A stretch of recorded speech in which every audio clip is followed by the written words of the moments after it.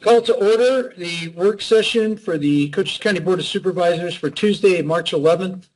The Board of Supervisors is meeting in the Supervisors Hearing Room on Melody Lane in Bisbee. Pursuant to ARS 38431.02H, the public will have physical access to the meeting room 15 minutes prior to the meeting. Any item on this agenda is open for discussion. Members of the public may attend via Microsoft Teams or mobile app or in person. The board may permit public comment during the discussion of any item on this agenda. To speak on this agenda, we've got people signed up already, and we'll be hearing them in a moment. And they've gotten the proper material to the clerk of the board. And we will begin with a roll call. Mr. Crosby, or excuse me, District 1. Crosby is here. District 1. District 2. Ms. Gomez, get on the phone. Nope, she's not getting on the phone. District 3, Antonori is here. So as of right now, 2 or 3 members present, myself and Ms. Crosby. Ms. Gomez is absent, but she's going to try to call in on her phone in the car on the way over. Hopefully she'll get on there pretty soon. So the topic of discussion today is related to the Trace Alamos Community Alliance. And just to be sort of set this up, After being elected, I was contacted by several members of this community, and they've been stating that they're trying to get some answers from their government. So in the spirit of the First Amendment, and the right of the people to basically petition their government for redress of grievances, that's what this is about, to give them the opportunity to speak to their county supervisors and some of the senior administrative staff of the county, and then have their concerns and issues presented to us, and then the intent would be then to have the respective staff or agency within the county come back after they've heard some of the concerns, brief the board on those concerns, and if there is or isn't a remedy or what the course of action would be. But we'll probably do that at another work session. But anyways, let's begin this going first. And Mr. Walker, do you want to go first, or do you want? Yes, sir. So, Mr. Walker, you are first to speak. Sir, the floor is yours. And thank you, Mr. Antonori, for making sure that, hold the mic. Like, there you go. Like that? Yes, sir. Thanks for this opportunity and arranging it. And it's nice to meet you. The mic is not on. Still not working? It's okay. Get right up close to it. I have some volume controls here, so I push them.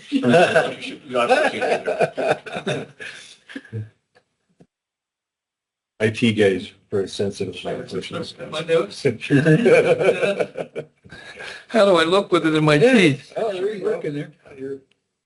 All right, I'll start again. Ooh. There you go. Thank you. And it's nice to meet you. And right off the top, I have to say, we have to stop meeting like this because we shouldn't be here in the first place, quite frankly. I'm glad we are, but it should not have been necessary. We respect your role. We're asking for your help because we feel like the county officials have failed us up until this point. And we're very hopeful. And I repeat, we respect the supervisor's role. We're asking your help in having the correct things done. We are not seeking money. There is nothing in any of the requests that we've made that calls for the county to spend $1. We're asking your help in correcting 2 types of wrongs. The first wrong to be corrected are bad things that have happened in our neighborhood, done by people. The second thing we're asking you to correct is a lack of response, action, even what we consider misdeeds by some county officials. Now today we're going to make 3 presentations about the bad things that happened in our neighborhood. And we're going to make 1 about the county officials. In the emails that we sent ahead to Lara, you should have received thorough information about those first 3 issues. And in your green packet that you received today, you will find our requests on those three issues. And you will also find the comment and request on the fourth issue, having to do with county officials. I will try to coordinate our talk of presentations. Before I go to that, are there any questions? Okay. So action one is the issue of Sierra mining and crushing at 2150 North Ocotillo Road. I'm making the assumption that you've studied the information provided earlier, last week actually, and Friday, on this issue. And before I move to the specific requests for action, I would ask if there are any questions about that background information. I've read it and I've looked at the pictures. Okay. So now we can move to the four requests that are in your green folder. The first one is to clarify as factual that the owner of the property, including our parcels, does not hold any kind of a use permit or business license which enables any business or industrial operations at that site, particularly those incompatible with the Trace Alamos plan and our zoning. I won't read the other three. I assume you can read them. I'll just say number two has to do with the issue of there not being a mining exemption and are thinking that there probably never was one.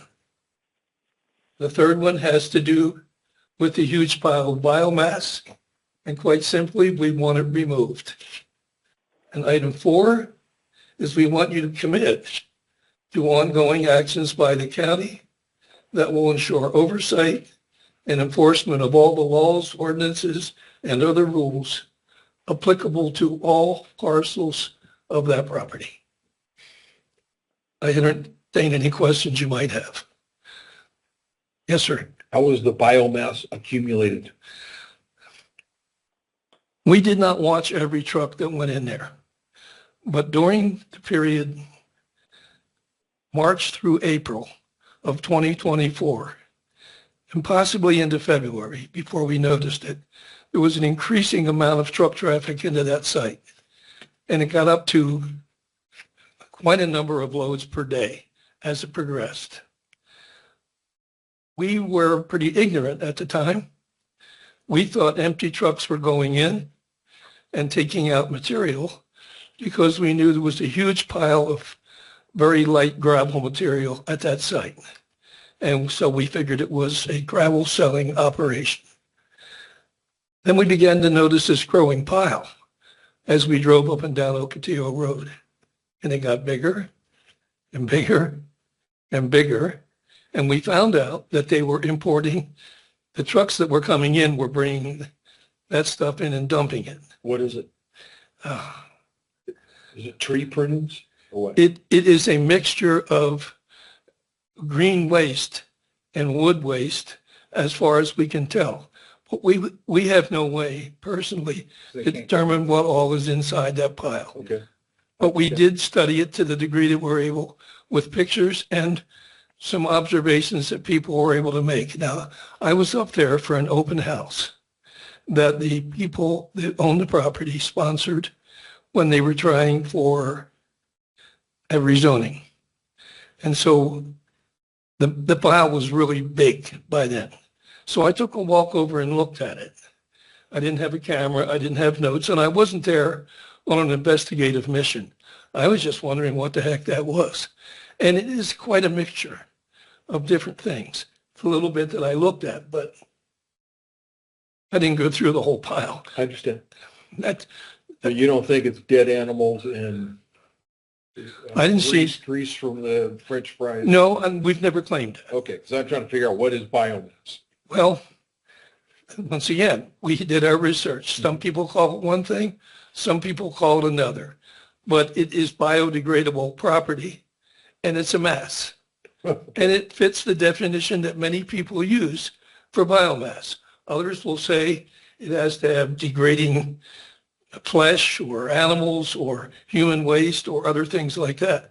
So you unless you're better than we are, you're not likely to find a specific, highly agreed upon definition of the word biomass. Okay, that's fine.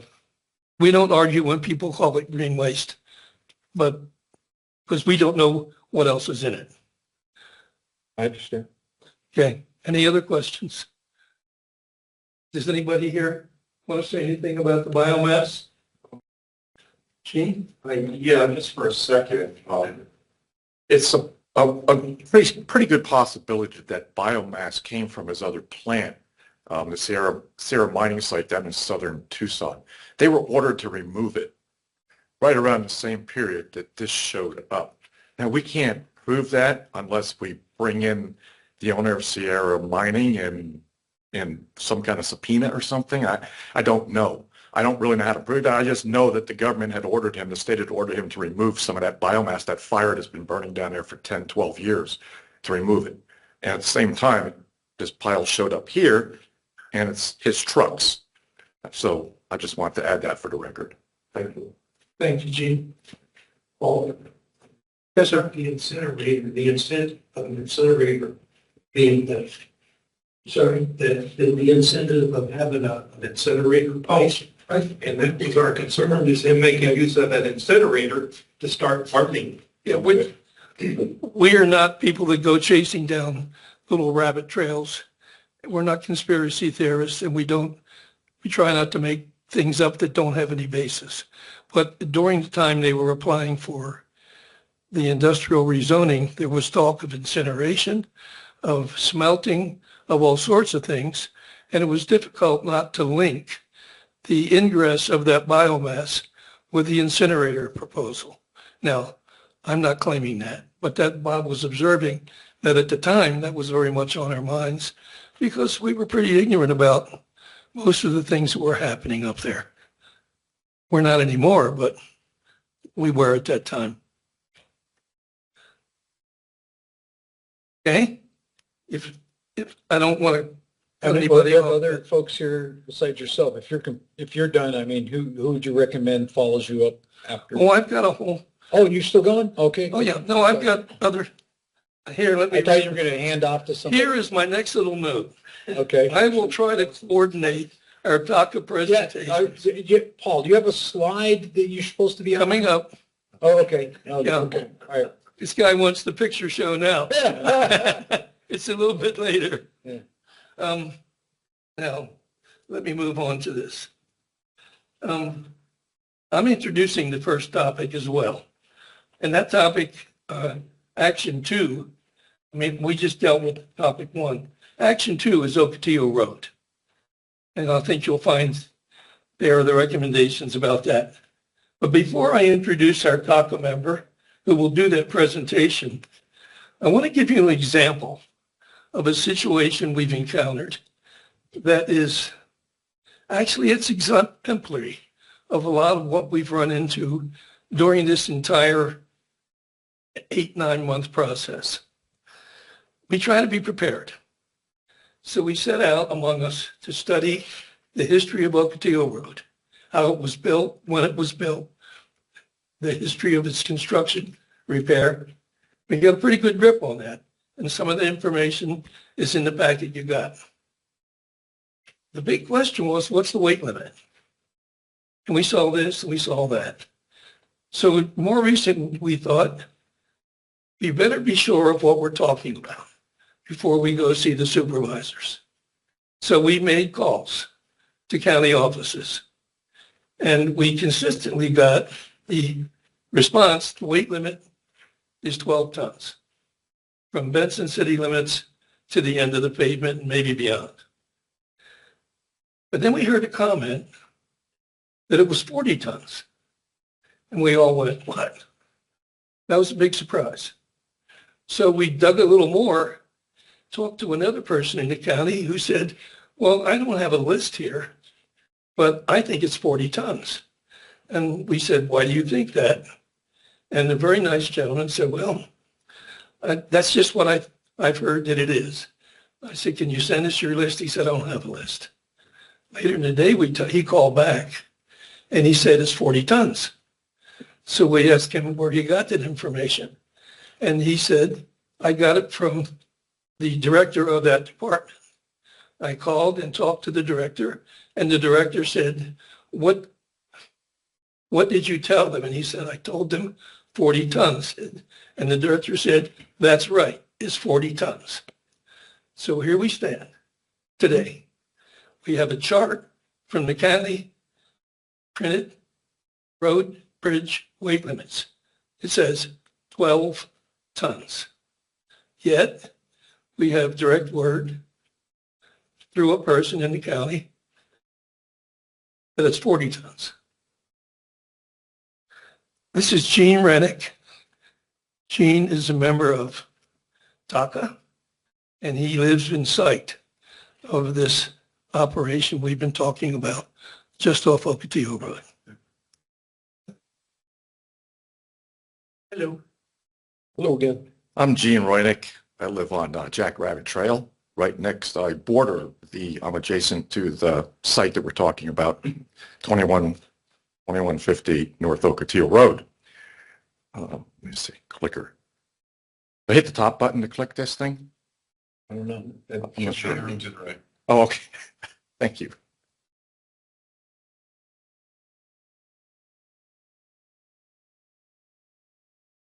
Okay, weight limit for Ocotillo Road. First off, I want to say good afternoon. Thank you for the opportunity given to me to present this issue today. I will be speaking here today regarding the North Ocotillo Road weight limit and associated conditions. First, just a little background information. Originally, Ocotillo Road from Aviation Drive north for 7 miles to Willow Lakes was originally a dirt gravel rural roadway. The first few miles north of Benson were gradually improved with liquid chip application through 1985 with a 12-ton weight limit. The materials and construction of Ocotillo Road have never been anywhere close to the acceptable standard for regular use by heavily loaded trucks. Given the construction and ongoing condition of this road, even a limit of 12 ton may not be low enough. The sad history of misuse and damage to this road is closely associated with the property at 2150 North Ocotillo Road. When the original operation at 2150 North Ocotillo Road was started in 1993, the owner lobbied for a greatly increased weight limit. The county supervisors were reluctant to increase that weight limit for obvious and good reasons. To reinforce the fact, in April 1993, the supervisors enacted a restatement of the 12-ton weight limitation in Resolution 93-38, which is enclosure 2A in your packet. And skipped one here. Oh, here we are, yeah. In 2005, proposal between Cochise County and Huachuca Concrete, Huachuca Concrete requested a lifting of the weight limit to accommodate loads greater than 12 ton. The county supervisors, together with the owner of Huachuca Concrete, 2150 North Ocotillo Road, developed a proposal. It called for the concrete company to donate rock gravel materials to the county, and the county would significantly upgrade the quality and substance of this road to enable a much higher weight limit. These upgrades were to include widening of the road, upgraded base foundation, upgraded surface materials, and improvement solidification of road shoulders for the 7 miles north of Benson, which is enclosure 2B in your packet. Road problems due to removal of a weight limit during the ongoing operations and heavy trucking site after 2005, Ocotillo Road began to exhibit cracking, road disintegration, potholes. Residents were experiencing significant detrimental actions, including but not limited to increased dust, noise, loose material falling from trucks resulting in damaged windshields, bad driving by the drivers of the trucks. Many related complaints by citizens were filed. These conditions continued for a few years until Huachuca Concrete ceased operations at that burrow pit. In 2007, the first 1.3 miles and the half mile from mile marker 3.2 to 3.7 were reworked to asphalt concrete status, but none of the other improvements, including the remaining 5.2 miles of road, were never upgraded as stipulated in the 2005 proposal. External evaluations performed in July by Western Technologies noted that the upgrade to the asphalt concrete level was inferior and that the new surface was cracking and disintegrating to varying degrees of severity. Another road evaluation was completed in December of 2009 with the same results. You'll see enclosures 2C and 2D in your packet. In 2024, Sierra Mining and Crushing started running large numbers of heavily loaded trucks to and from that same site. They were hauling in that green waste or biomass, whatever you want to call it, and hauling out gravel. And we were counting sometimes 50 to 60 trucks a day coming and going. Many neighbors who now are organized as the Trace Alamos Community Alliance, TACA, we filed a note of complaints about the trucking with Cochise County. During 2024, when our citizen group was protesting and inquiring about the heavily loaded trucking to and from 2150 North Ocotillo Road, residents were experiencing increased traffic, loud noise, plenty of dust, cracked windshields, bad driving from trucks with uncovered loads not staying in their lanes, narrow road. Sierra Mining had no permits to operate during this time and created quite a nuisance in the community. Truck operations to and from the property by Sierra Mining Crushing, located at 2501 North Ocotillo Road, have resumed in recent weeks. In the past 2 weeks, as the result of 3 independent inquiries to staff in the Cochise County Engineering and Highway Department, TACA has been informed that the weight limit for Ocotillo Road north of Benson is 12 ton. The same county offices informed TACA that the weight limit for Pomerine Road, starting at Old Pomerine, and Coscabel Road is 12 ton. That comes from the bridge and weight limit restrictions. A separate county source has stated that the weight limit for Ocotillo Road north of the railroad tracks is 40 ton. It came from the Public Works Director. Thus, the problems caused by overloaded trucks on Ocotillo Road have persisted until the present. Here's some of the pictures. You can see it's just chip seal on dirt. And because of the heavy trucks, this is what's happening. There's no shoulders. We're supposed to have, I believe, 2 foot of paved shoulders. But you can see the road is just falling apart from all this heavy traffic because they're running trucks in excess of 12 ton. And there's a weight limit there. Now, requested actions.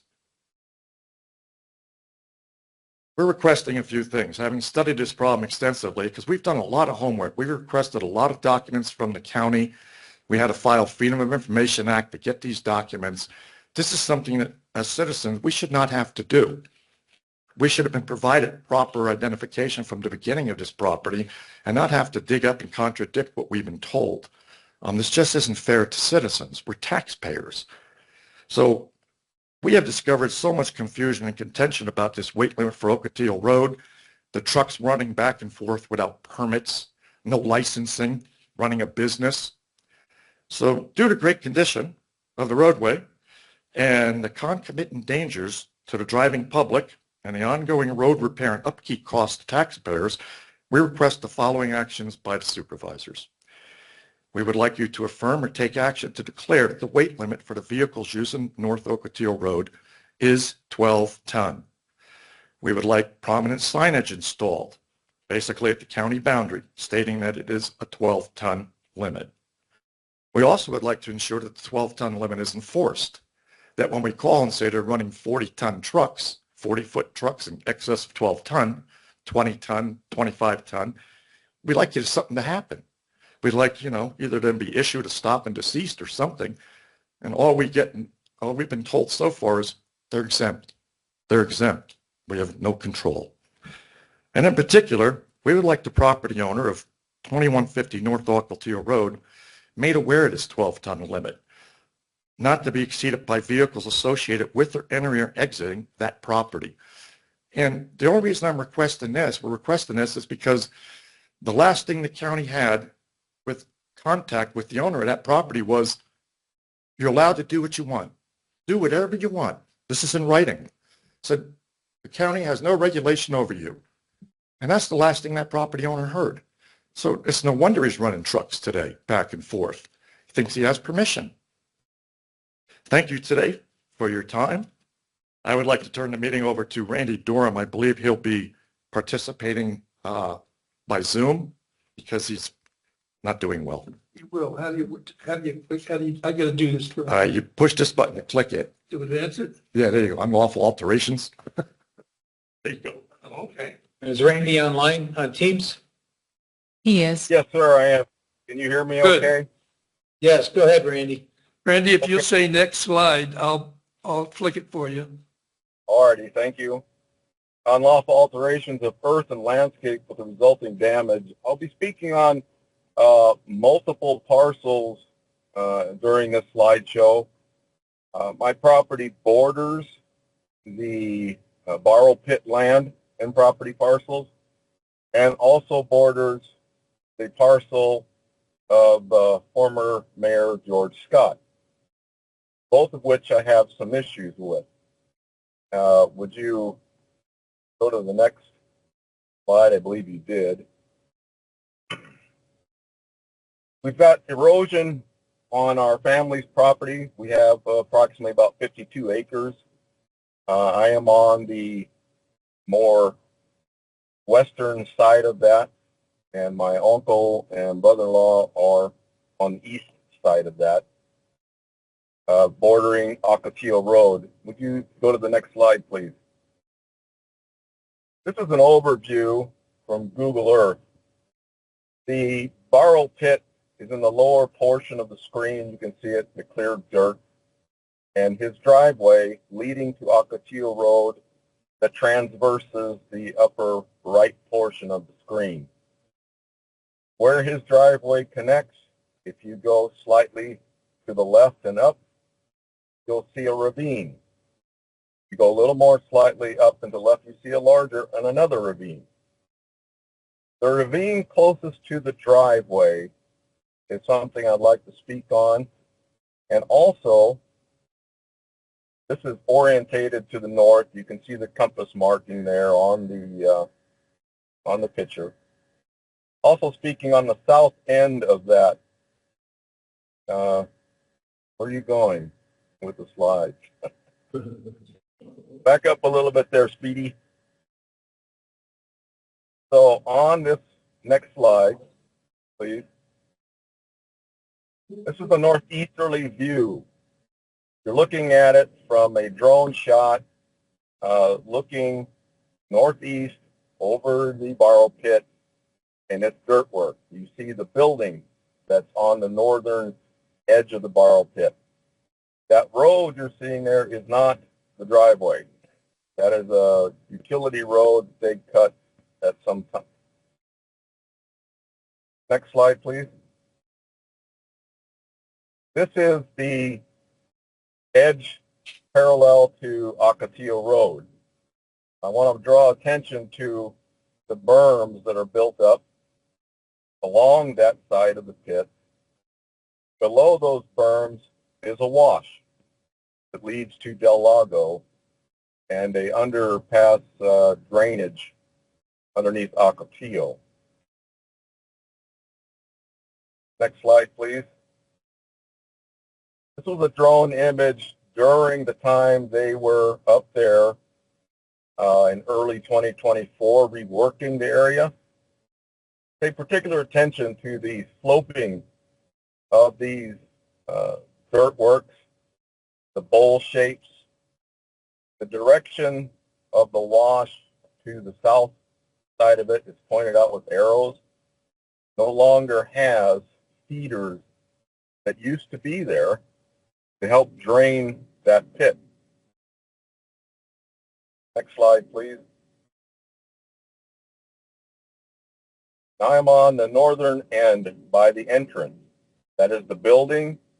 That's the same building that people gathered at for their little neighborly open house back in 2024 to introduce what they were planning on doing. That red arrow points to a ravine. That is that same ravine that travels along the driveway. And there's berm work on 2 points, one below that red arrow, one up to the left of it, and then an opening in which drainage can occur from that area. Next slide, please. This is an overshot showing the berms there. They appear to be gravel and dirt in nature, and the opening in which drainage and erosion can be seen leading to the ravine that parallels the driveway. Next slide, please. Further west of that, you can see where that part of that utility road that I spoke of earlier that transverses the western side of the borrow pit goes to their fence line back there. There's a blowout on their berm there that also feeds that same ravine that borders the driveway. Next slide, please. You can see what I'll term as ravine 1. You can see the trail. This is a drone shot probably from about 300 feet away. Next slide, please. Also marking the driveway, the berms, and the opening. Next slide, please. As you transverse the drive leaving that area where the berms are, on the western edge of that drive that borders my family's property, there are swale cuts. Only on the left side will you see this. Next slide, please. Water travels down the driveway and hits these swales, empties in to that ravine, heading towards my driveway that floods, and also across my uncle's property. Next slide, please. Here's another picture of how the erosion on that edge, closer to the gate that you can see in the distance, and that building you see in the upper right belongs to Mr. Walker, who is my speedy advancer of pictures. Continue slide, please. This is the erosion that's happening along that left side of the drive, westerly side of it, as it cuts through down to the ravine. Next slide, please. These are large washouts. There has been brush put into some of them, debris, I'm assuming, to help slow the erosion. Next slide, please. The big purple arrow pointing to a building in the distance, and to the left and lower of that is one of those washout ravines and swales. That's my house. That's our property. There's no guess on my part as to the the design and the change in grading in this road and its purpose. Next slide, please. As you get closer down to the gate, the drainage continues, and you can see it curves off to the left, and wisely, there was a retention pond put there. Next slide, please. Pretty good size, probably 30 foot in diameter, 4 to 5 feet deep. That would capture anything from getting too close at that point, crossing Ocotillo Road. Next slide. This is my driveway. Last year during the monsoons, after every moderate rain, this is what I drive through, and this is Ocotillo Road. So this is the intersection of Desert Rose Lane and Ocotillo Road last monsoon. I sent these pictures and a video to the county, a live video showing from a 20-minute period of time how long it took to go from nothing here to what you see in this picture. Next slide, please. This is the traffic on Ocotillo Road, the people coming down from the power line project, hitting the flooding across Ocotillo Road. It's not a minor amount of water, as you can see. They were transversing into the center. There was a lot of debris, and it was concerning. Some of them slowed down, some did not, and they crossed over into the opposing lane of traffic or swerved from hitting and hydroplaning. Next part of this, which is on my westernly border, involves the actions of George Scott and the person he hired to do dirt work, Kevin Rash. Kevin Rash did all the grading up in the pit, borrow pit. Kevin Rash did all the grading to the driveway with swell cuts, etc. Back in 2023,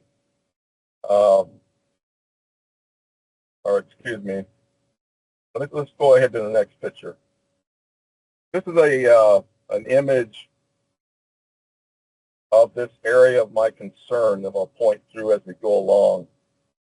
It's down from my house about almost 10 acres and borders the property between George Scott and mine. That erosion that's transversing about mid-screen started to increase around 2018, 2019, and then crossed over into George Scott's land. That is a berm that you see also above it transversing that area. The berm goes along that wash that you see that lies into that area for a distance towards Ocotillo Road, where there is a drainage culvert, large, that goes underneath.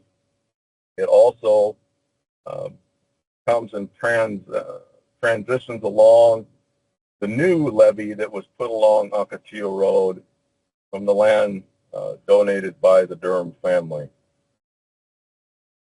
Next slide. Same area, 2022. There's been some berm work done here. This was Mr. Rash. I wasn't paying attention much at that time what he was up to. We had issues up here with family and other things to deal with. I didn't see that he was doing anything unusual other than running his big loader down there. That wash that you see there is, once again, the berm is there, and that erosion finger that went up along the berm has disappeared in part because it's been filled and a berm created. Next slide, please. From that dirt work, this blowout happened in 2022. Next slide, please. What you see here is what's left of actions of George Scott and Kevin Rath. That U-shaped, horseshoe-shaped washout that you saw on the previous slide got reworked on both sides of the property, Scott property and Durham property. And I'll say at this point, that was not done with permission. In fact, I told him who do not have permission when he asked me face-to-face, Mr. Scott, you do not have permission to bring equipment on my property. You do not have permission to mess with the berm or the wash on my property. Do whatever you want on your side. And he left, not pleased. Next slide, please. Later, I walked down there because it's not easily viewable from my house. And this is what I saw. Those T-posts in the distance is the property line. This 75-plus area of disturbed soil and rubble was done by Kevin Rash per George Scott. Next slide, please. Another view of it where they filled in that horseshoe or washout as they termed it, because we had words. I got a hold of Mr. Rash. At that point, I didn't know George Scott from Kevin Rash. I just knew the name. And Kevin Rash finally came up because he wanted to talk to me about the borrow pit and what their plans were there. Next slide, please. This concrete rubble you're looking at is no longer there along that part of the property line. Pay particular attention to the T-post on the left side of your screen and that diagonal wire. This complete area is gone. Next slide, please. The rubble going down to the original wash out area that had increased, that large finger that crossed into Mr. Scott's property that they built the berm over. This is what's left of the rubble from that horseshoe-shaped washout going downward. In the picture would be going upward. Next slide, please. This is the berm work he did, showing the disruptive fence. That line is the property line. I marked it his desert, my desert. This warranted another call to Mr. Rash. We met down there, and we had words. I'll put it that simple. I informed him, stay off the land, stop dumping debris and dirt on my property, stop messing with this wash, and changing the flow of the water. Next slide, please. On his side of the property, he created this area, open area. I'm assuming, I don't know why he did it, maybe to get dirt for the berm. Next slide, please. You can see it from a different angle here, where they filled in that area that I used to be able to step over 6 years ago, that increased to an area of about 30 feet wide before he did this. Whatever the reason of the increase of flow across Mr. Scott's property. Next slide, please. The last washout this last monsoon season is this one. The blowout swept away his rubble that led up to the fence. That whole area of property is gone, and it does not go down the little rubble path to the original washout. It created this. Next slide, please. This is not as it is today. There were more rains after this. This is a 75 to 80 foot long and as wide as 17 to 18 feet and up to 5 to 7 feet deep of land that's gone. All the time, next slide please, that I contacted the county, and I did get their cooperation in coming out, the director of the floodplain and some of her fellow constituents, 3 individuals, 1 stayed in the truck, so there were 4 of them. 3 of them came over, transversed this area, stood on the berm, took notes, took pictures, made the statement, you can't do this, when they saw all the rubble there, and I had to remind them, that was not my doing. That was Mr. Rash and Mr. Scott, along with this dirt work and the cause for this blowout. Next slide, please. I don't want to go to any great length. I never did. We're on 12 months of this, communications and concerns. I've also, because of comments made by Cochise County staff, that this is a civil issue and they have, quote, no ordinance for this. I contacted the Sheriff's Department. I've been back and forth with Corporal LeMay for 4 months now. I institute the communications normally to go, what's happening? 2 months went by on my last communication, and I wish I could display to you the response I got. I did forward that to Mr. Antonori yesterday for his preview. I don't want anybody to go to jail. I don't want anybody to be fined. All we've ever wanted was put it back the way it was and take care of your watershed issues on your own land. I thank you for your time and consideration, and I'll pass on the speaking to Mr. Walker.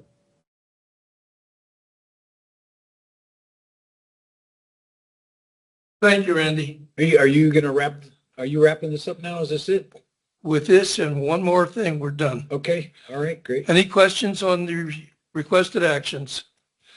We're not asking the county to spend a penny. And I would add to the presentation that Mr. Durham just made, all those colored marks on the Sierra Mining property showing berms and cutouts, those are all new. Those are what caused the runoff damage during 2024. That's not old stuff. That's rearranged earth on the Sierra Mining property, and it's proven by sequential photographs. The picture you showed me, the big one, you had bulldozers on there. Is that? I think that's the little. There is one similar to that. Would you like me to run back to it? Well, that was a picture that showed, loaders and bulldozers on that property moving big piles of dirt and. It's a photograph about this wide. Right. And about this tall. Right. And I can run back to that one and show Is you. it on there? I didn't see it. Page 21.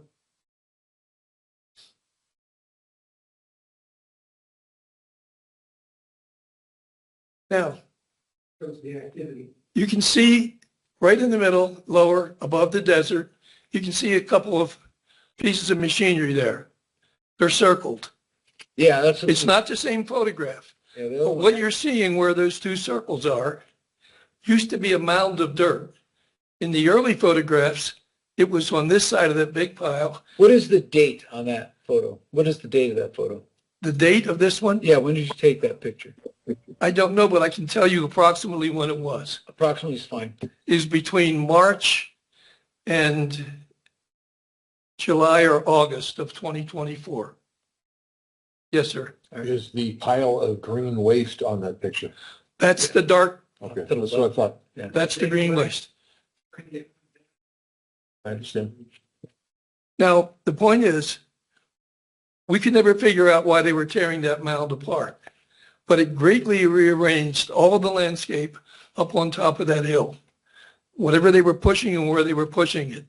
We do know that those berms were constructed after this, and those berms are what's causing the water to run across the private property and Ocotillo Road. Anything else on that? Nope, you go ahead. Because just so you know, we're going to have, the property owner has also requested to speak. He saw the agenda and he asked to That's fine. speak as well, so he'll probably come on. I want to give him time, so that's why. Sure. Well, it brings us to our last topic. Sure.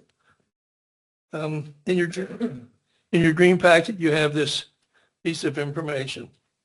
I won't go into a lot of detail because you can read it, and it speaks for itself.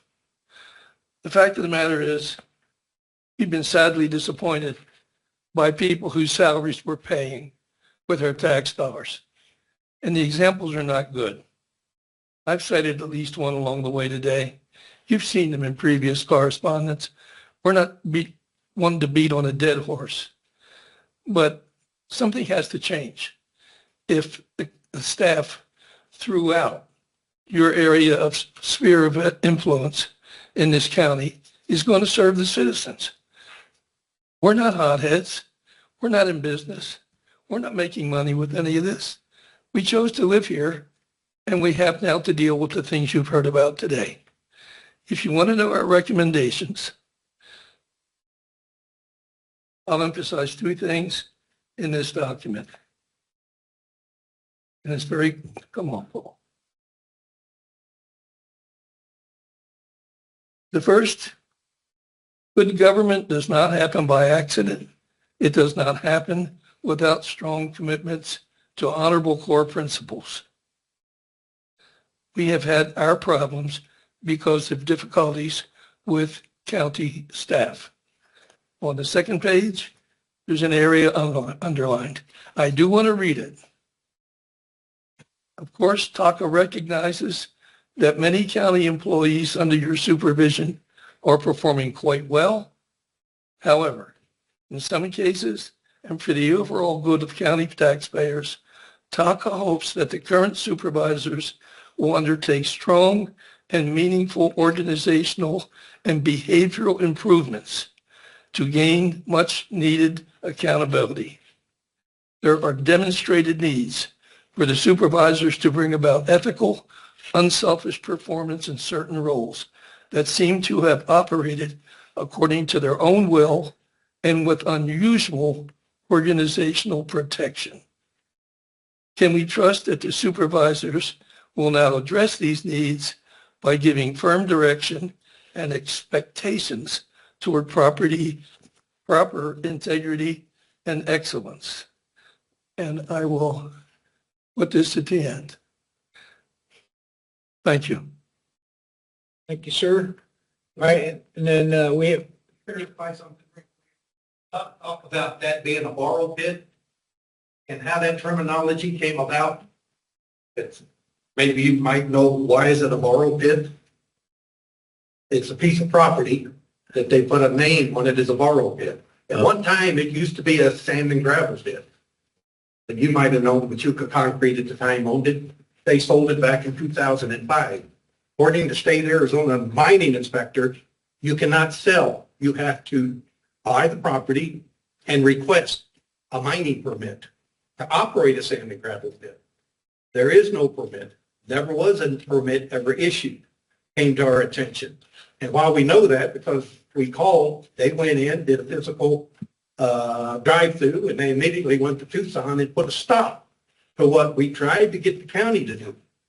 They said it was exempt from all county regulations because it is underneath the state mining. According to state Arizona mining inspector, that is not a sand and gravel pit. So that's what needs to be looked at, and how they come up with a borrow pit. What is a borrow pit, Mike? all right, thanks. I'd like to give Mr. Shane Matson, who owns the property in question, an opportunity to speak. He's asked that he be able to speak in this event. Mr. Matson, are you online?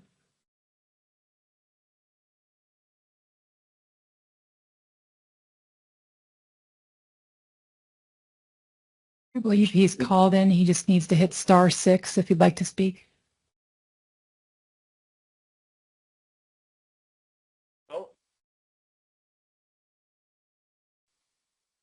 There's a noise. Hello, Can am I you there? hear us? Can you hear me? Yes, go ahead. Okay. First of all, I want to say it's a borrow pit because there's no crushing and screening activity going on there. And all we're doing is hauling off material that was processed before by Abe and Machuca Concrete. As far as the washes and the problems with the drainage, I was totally unaware that there was a problem with that with my neighbors.